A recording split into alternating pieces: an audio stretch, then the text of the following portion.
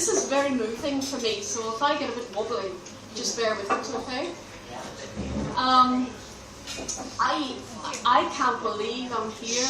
I can't believe I'm alive, and I can't believe I'm here doing this. And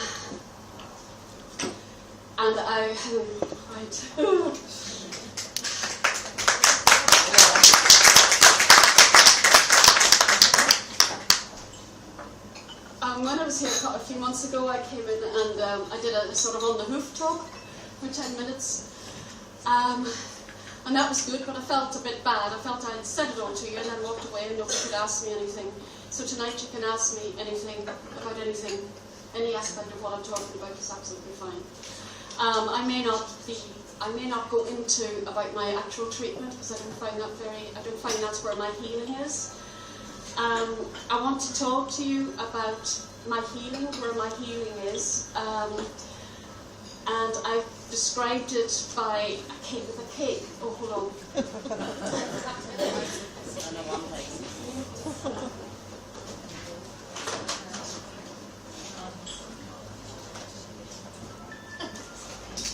Hold on. The cake's important.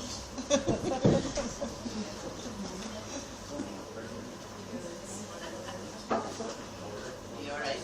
I think I am, yeah. Might be awful if I fail.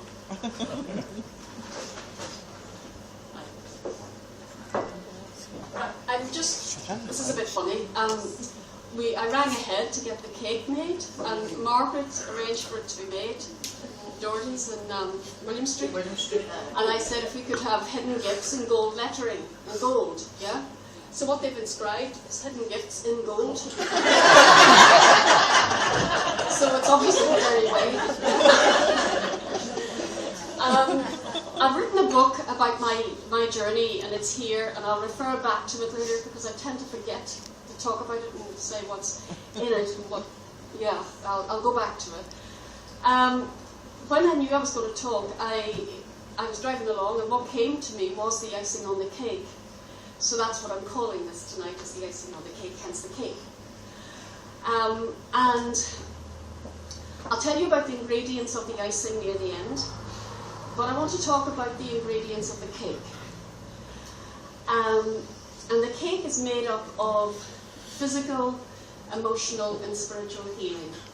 And if I was to put them into percentages, I would say physical healing is about 20%. The emotional and spiritual healing is 80%. And if I was to break that down further, I think it probably would be 40-40, with the spiritual becoming higher as time goes on. And I wouldn't be here without my emotional and spiritual healing. Okay.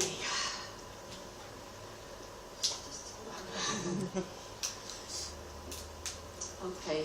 Geraldine had said to me that if I hadn't left here at the age of 18, 43 years ago, I could have just walked down the street, because we've still up on Chipper Street. When I was 19, Dr. Monroe, whom you know, his wife's over here, came to see me, and I had a bit of a lung infection, and he closed the door, and he had a word, and he said, Jacinta, if I were you, I would get away from home. Your mum was leaning too heavily on you. And I heeded it. For some reason, I didn't really know Dr. Monroe before that, but it was something about those words at that time that he reached me, and I heeded him. And I didn't just leave, I ran from here. I ran from a town. That I love.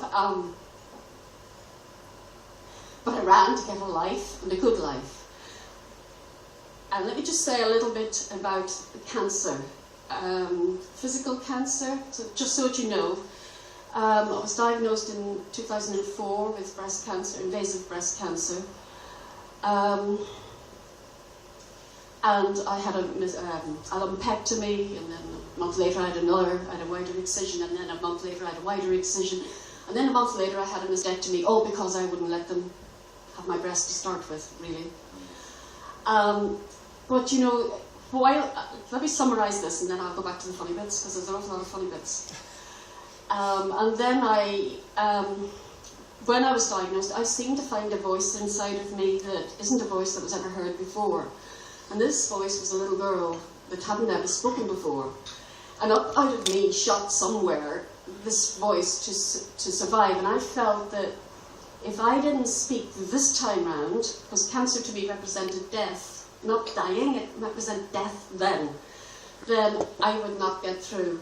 And as a child, I didn't think I was threatened with my life, and I didn't feel I would get through. So for me, something here, the cancer triggered the healing of the cancer that what really matters to me is the cancer from a child that I grew up with. I'm currently, just going back to the physical cancer,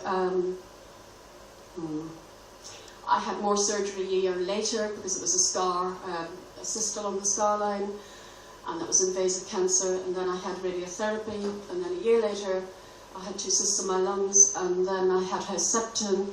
I refused chemo. These are my choices and my pathway. And then at the end of 2007, I made another decision about treatment, which I'll come back to later on. As a child, I grew up in an alcoholic home and quite an abusive home. And when you do, your life is uncertain. You don't trust. You don't know any of this as a child because you're trying to survive in that home. You don't trust.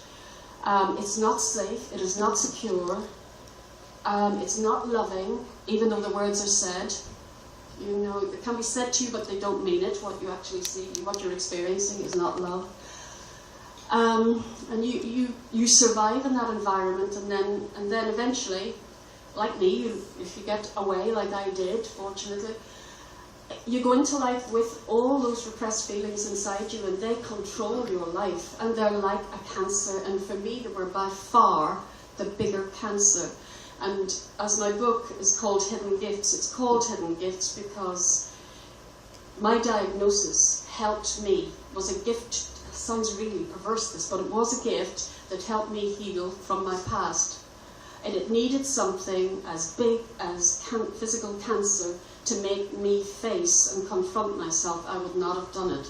I was doing it to a certain extent, but I wasn't. And my life was, on the surface it looked great. It looked like I had everything. I had my own home. I had my own business. I was a training consultant and ran training courses all over the country and here. I didn't cycle around quite a bit. But I was like an empty vessel that was running these courses for lots of money, but really inside there wasn't much. I was fragmented. There was a part of me shut down. So on the surface it looked great. I wasn't into drink, I wasn't into drugs. It all looked terribly respectable, which is a little bit of the problem, I think. Nobody knew inside how I felt, which was a mixture of shame, guilt, loneliness, isolation, terrible sadness, not fitting in, not feeling part of, and that was my cancer, and that's what was eating me. So when I was diagnosed, my floor went from under me. My world just, if you'd seen somebody fall down a wall, it was me. I tried to climb into a wall to hide. I couldn't, it was so terrible. And there is enjoyment in this, and there is beauty if you just hold on. Hold on, because it's coming. But in a way, the falling down, the falling apart was good. Because without it, I wouldn't be here in the way that I'm here. And I don't just want to be alive, I want to feel full and whole, which is what I'm feeling right now. And I can't tell you how much this means.